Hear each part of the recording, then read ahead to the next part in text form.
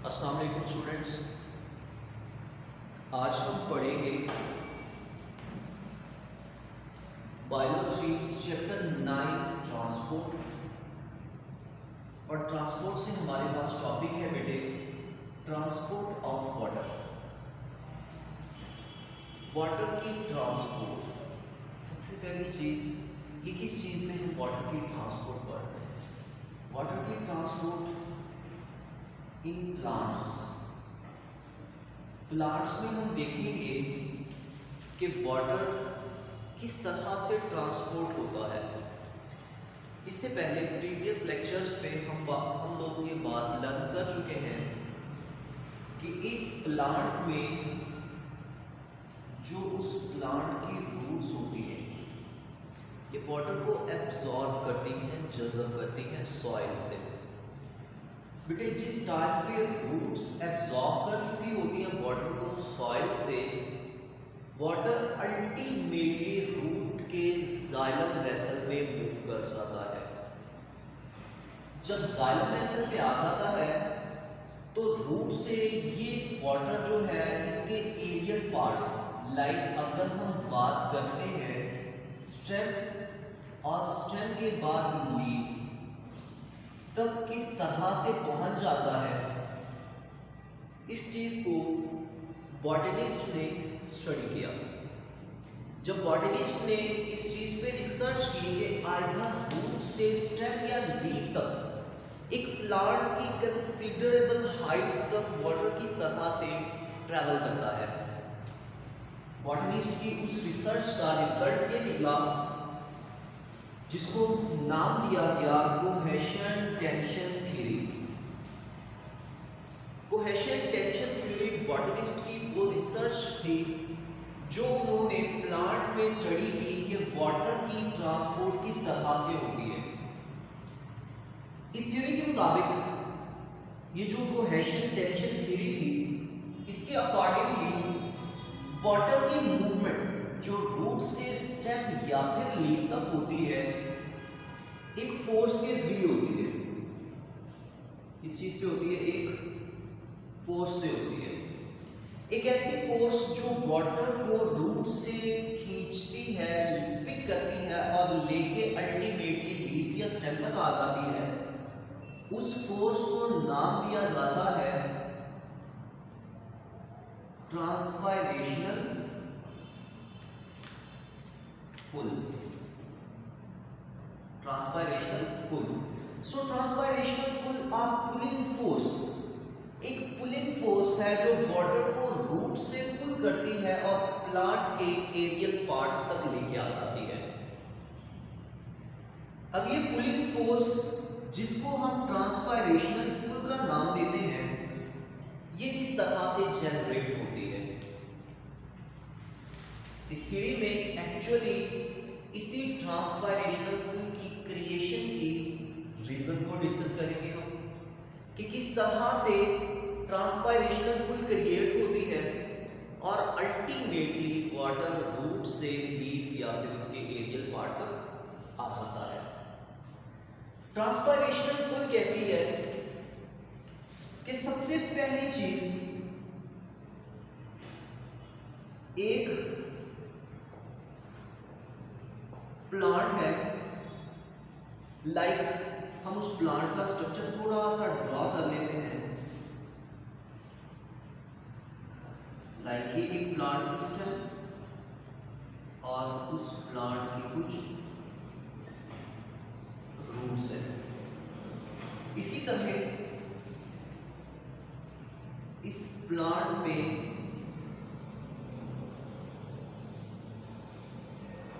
कुछ leaf attach है। ये बेटा इस प्लांट में पाई जाने वाली वो जाइलम वेसल है जो कि वाटर को रूट से कंडक्ट करती है, स्टेम से होते हुए अल्टीमेटली लीफ तक लेके आ जाती है। According to cohesion tension theory, leaf में कुछ ओपनिंग्स होती हैं। इन ओपनिंग्स को नाम दिया जाता है स्टोमेटा। ये जो स्टोमेटा है स्ट्रोमेटा से वाटर का लॉस होता है by the process of transpiration.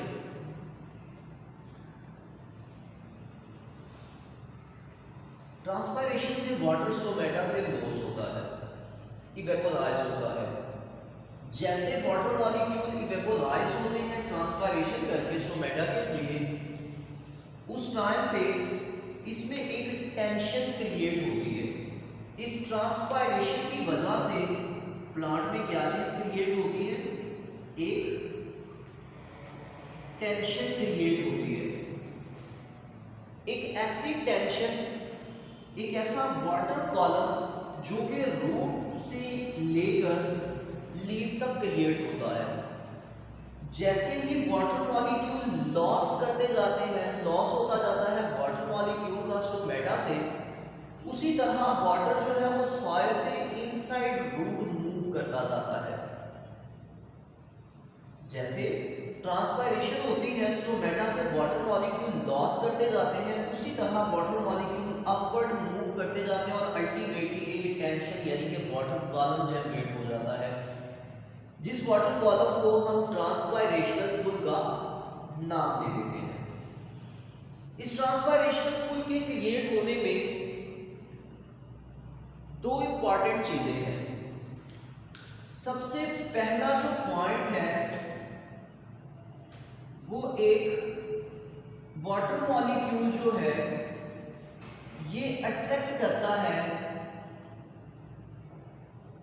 Xylem vessel को, यानी कि water molecule to xylem wall force of attraction होती है।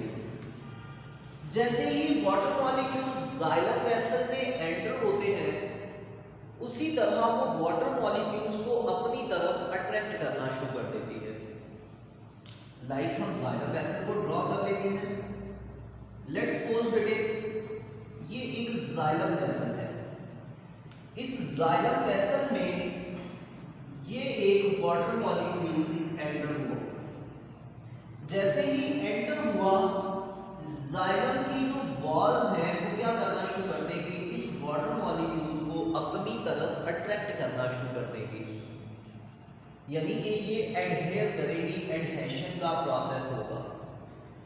सेकंड जो इंपॉर्टेंट पॉइंट है ट्रांसपायरेशनल पुल के लिए, वो बेटे एक वाटर मॉलिक्यूल जो है एक दूसरे वाटर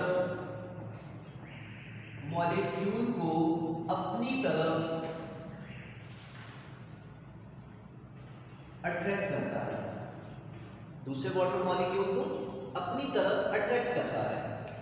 लाइक एक दूसरा वाटर मॉलिक्यूल है और यहाँ पे कुछ फोर्स ऑफ अट्रैक्शन भी होगी। ये एक वाटर मॉलिक्यूल दूसरे वाटर मॉलिक्यूल को अपनी तरफ अट्रैक्ट करेगा। इस तरह से जाइलम वेसल में एक टेंशन क्रिएट हो जाएगी, वाटर मॉलिक्यूल्स फिलअप हो जाएंगे। जाइलम वेसल का डायमीटर बहुत स्मॉल होता है, इसमें डिफरेंट अट्रैक्शंस होती है जो इन वाटर मॉलिक्यूल्स को अपनी तरफ अट्रैक्ट कर रही होती है, इस तरह से। अब यहाँ पे एक अट्रैक्शन की फोर्स ये आ गई जिसमें वाटर मॉलिक्यूल को जाइलम वेसल अट्रैक्ट कर रही है। दूसरी फोर्स जो आ जाएगी वो वाटर मॉलिक्यूल्स के दरमियान आ जाएगी। वाटर मॉलिक्यूल्स एक दूसरे को अट्रैक्ट करेंगे और इस तरह से इसमें ये एक कॉलम जनरेट हो गया। अब यहाँ पे हम बात करें लीफ की। जैसे ही वाटर मॉलिक्यूल यहाँ से लॉस होते जाएंगे, सेम इसी तरह बेटे यहाँ से वाटर मॉलिक्यूल इनसाइड मूव करते जाएंगे और ये एक वाटर कॉलम बन जाएगा जाइलम वेसल में। और इस तरह से एक प्लांट में वाटर रूट से ट्रांसपोर्ट होके अल्टीमेटली स्टेम या लीफ तक आ जाता है।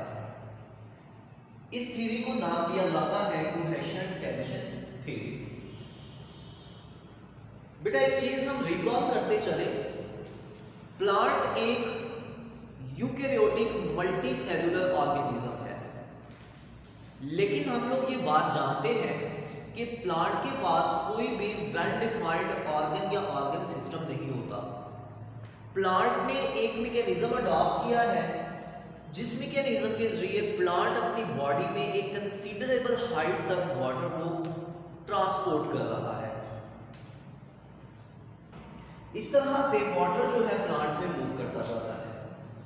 और इन सब के बाद एक इंपॉर्टेंट पॉइंट, वाटर जो है वो हमेशा प्लांट में एक ट्यूब जिसका नाम है जाइलम, इस जाइलम वेसल में मूव करता है।